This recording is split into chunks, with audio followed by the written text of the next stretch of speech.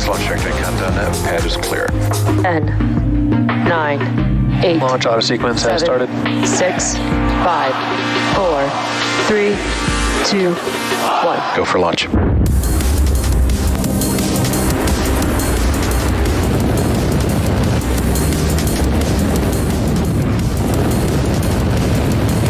Vehicle is supersonic. Stage separation confirmed. Dragon, separation confirmed.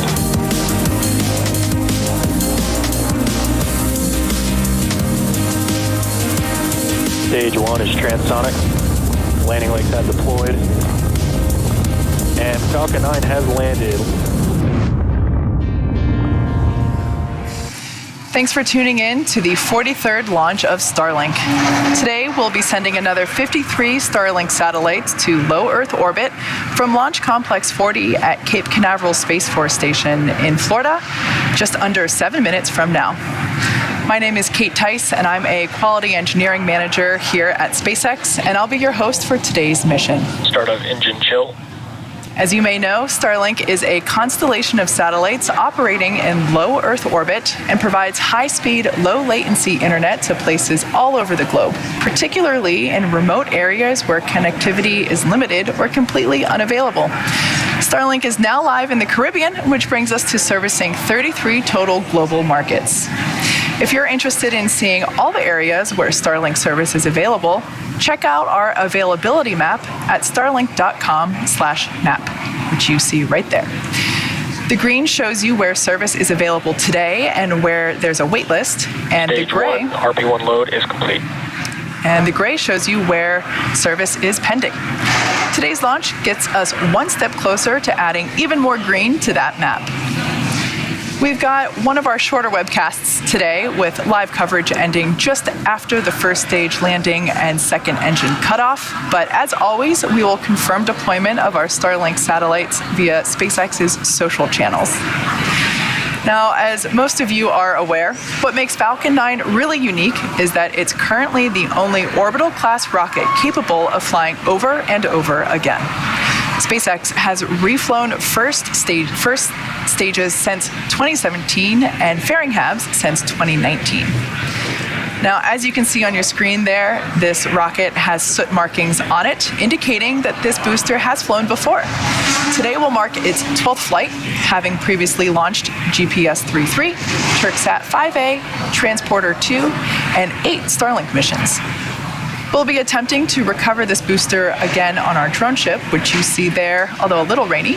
Just read the instructions. It's currently parked a couple hundred miles off the coast of Florida in the Atlantic Ocean.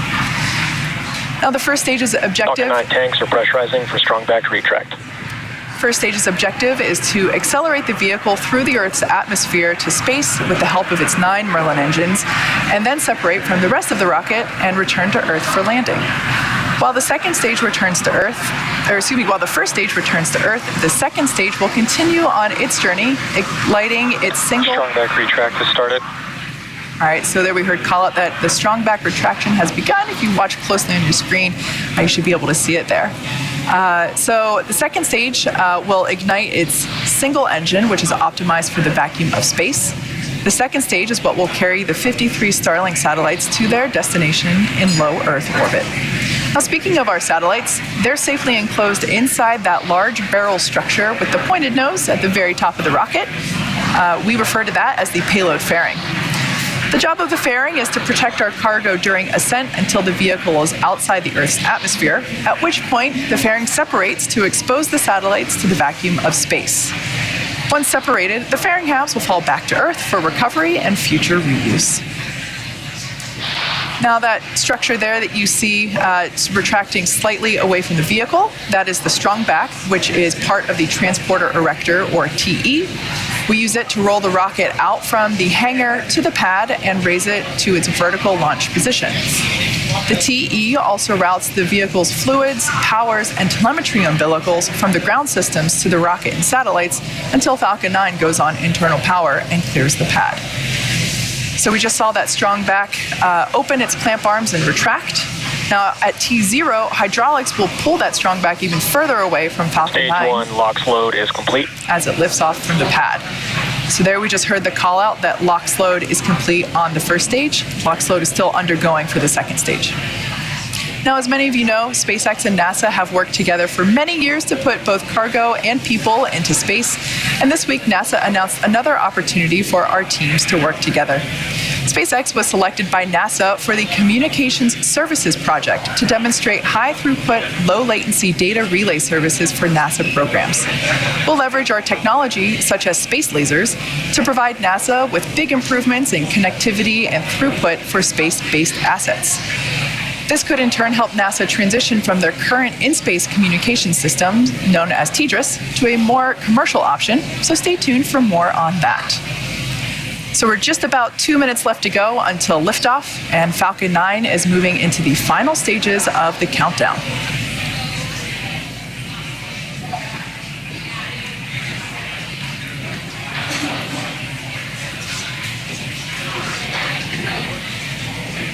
Expecting to hear the call for second stage LOX load completion.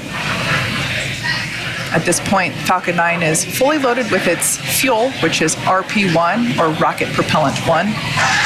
First stage is fully loaded. Stage 2 LOX load is complete. All right, so first stage is fully loaded, as well as second stage fully loaded with its liquid oxygen. So there we have a shot of the... Gas closeouts has started.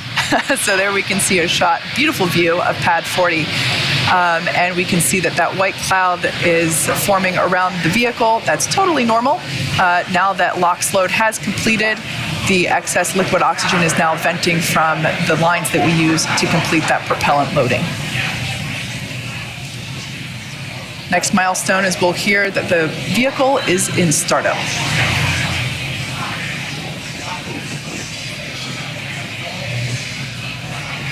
Falcon 9 is in startup. All right, so there's that call. At this point, the onboard flight computers now have control of the countdown.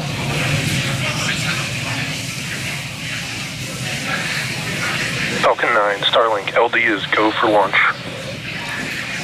All right, and now with that final go for launch from our launch director, at this point in time, the weather... 30 seconds. The weather is looking to cooperate. The range remains green, ready to support. And the teams are tracking no issues. So at this point, all systems are go for launch. Let's watch as Falcon 9 takes our 53 Starlink satellites into seconds. orbit. 10, 9, 8, 7, 6, 5, 4, 3, 2, 1. Ignition and liftoff of Starlink 414.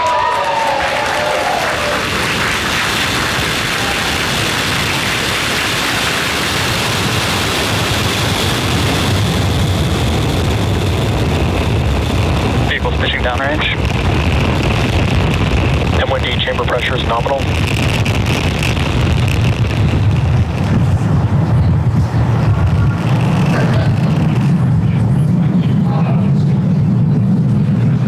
As you can see on your screen and heard by the cheers of folks with me here at Mission Control, Falcon 9 has successfully lifted off from Space Launch Complex 40, carrying our 53 Starlink satellites.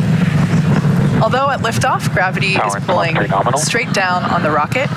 As we ascend, we actually tilt the engines. The technical term for that is gimbaling for all my rocket nerds out there. And that actually turns the rocket horizontally. Falcon is supersonic.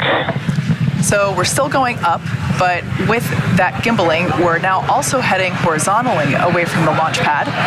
That's what we call a gravity turn. We're going... Max Q. There we heard the call out for max Q. That's the point in which the vehicle experiences the greatest dynamic pressure. So we're going to throttle those engines back up. And we're coming up to a series of events that will happen in quick succession. For those of you that have followed our launches previously, you know not to blink. The first of those three events is... Start of MVAC engine chill. All right, so we heard call out MVAC engine chill. We're basically flowing some of the super chilled liquid oxygen through the turbopumps of the second stage MVAC engine in preparation for its ignition. But first, we have to do MECO, or main engine cutoff. That's where all 9 Merlin engines shut off to slow the vehicle down in preparation for the next milestone, which is stage separation, where the first stage and second stage will separate. As the first stage makes its way back to Earth for landing, the second stage continues its journey with SES-1, or second engine startup. This is where the single Merlin vacuum engine will ignite and propel the second stage along with the Starlink satellites to orbit.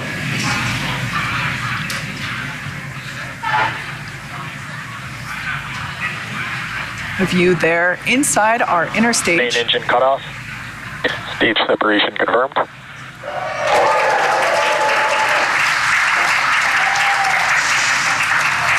MVAC ignition. All right, so all 3 of those events in quick succession. Bearing separation confirmed. And there we can see that the fairing halves have separated, exposing our Starlink satellites to the vacuum of space. On the left-hand side of your screen, you can see those grid fins deploying on the first stage. Both stages are on nominal trajectories. All right, great news there. Everything looking nominal for both the first and second stage. Now, while the second stage is doing its job, the first stage is actually coming back home to Earth, and it will execute 2 burns today. The first burn is the entry burn. We will ignite 3 of its engines, 3 of the 9 Merlin engines at the bottom of the first stage to help slow the stage down. The second burn is the landing burn, and that's where we ignite 1 engine, just the center engine, that will bring the vehicle speed down rapidly in order to land on our drone ship. Just read the instructions. That drone ship is about the size of a football field. Everything continues to look Acquisition nominal of signal Bermuda. for both first and second stage.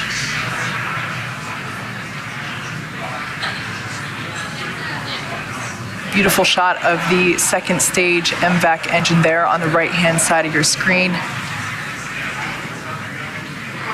with the beautiful blue marble rotating slowly behind it. Now that first stage, as you can see, is beginning to basically float its way back to Earth. It's currently above the Earth's atmosphere. In order to help it make its way back through the Earth's atmosphere, we're going to perform a re-entry burn. Not currently visible from that view, we have landing legs stowed on the side of the booster. Falcon 9 is equipped with 4 landing legs made of carbon fiber aluminum honeycomb. They're placed symmetrically at the base of the rocket and stowed during ascent, and they will deploy just prior to landing.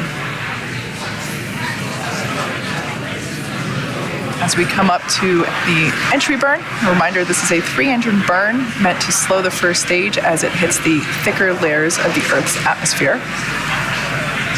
As you can see, Falcon 9 has grid fins on it. It's equipped with 4 hypersonic grid fins. They're positioned near the top of the first stage and near the base of the inner stage. So basically where those 2 pieces of hardware connect. Currently, the first stage is using its grid fins for steering as it makes its return to Earth. If you watch closely, you can see those grid fins Stage 2 actuate. trajectory continues to look nominal.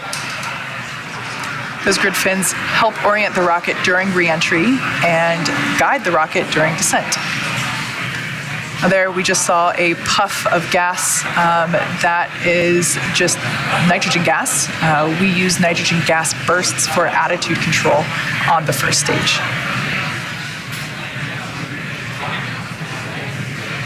Stage 1 entry burn startup. So we can see the first stage has Stage 1 FTS is saved. begun its entry burn. We have reignited 3 of the 9 Merlin engines to help slow the booster down as it re-enters the thick part of the Earth's atmosphere. This burn will last about 20 seconds. Everything continues to look nominal for second stage. We can see that that entry burn has Stage concluded 1 for entry first burn stage. shut down.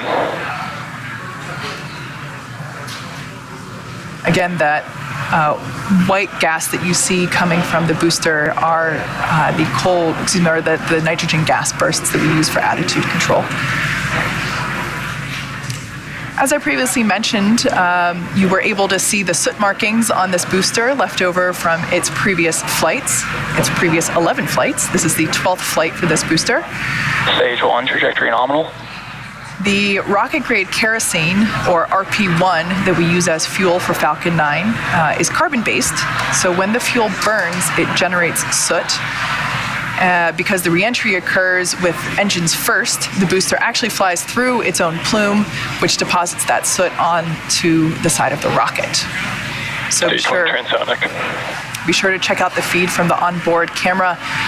During landing, you may be able to see that soot sticking to the lens. When we light the center engine for the landing burn, we gimbal that engine also to help guide the stage in addition to the grid fins. So there we can see that booster making a re-entry through the clouds now. Everything continues to look nominal with second stage Stage 1 there. landing burn. Stage 2 terminal guidance. All right, we heard the call out and you can see there on screen the landing burn has begun. Watch closely, we should be able to see the drone ship come into view. This drone ship is about the size of a football field. Stage 1 landing leg deploy.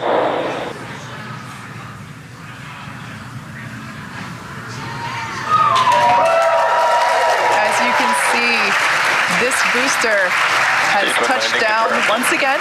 This is the 12th recovery for this particular booster. Stage 2 FDS is safe. This recovery also marks the 115th recovery of a first stage booster. Gorgeous shot of that booster on our drone ship. Just read the instructions. Up next will be second engine cutoff. Second engine cut off. Which we Expected saw loss of just signal. there. Cape.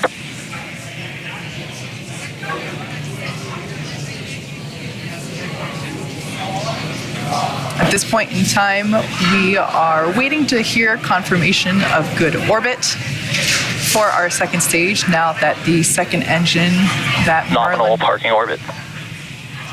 All right, and there's that confirmation that we were waiting to hear. So with that confirmation of a successful second engine cutoff and good orbit, we'll be ending our webcast for today's launch. As I mentioned previously, we'll be confirming payload deployment via our social channels, so keep an eye out for that. Thank you to the Federal Aviation Administration for supporting our mission. And of course, thank you to our viewers and all our Starlink customers for using our service at this time. If you're interested in signing up for Starlink service, head on over to starlink.com.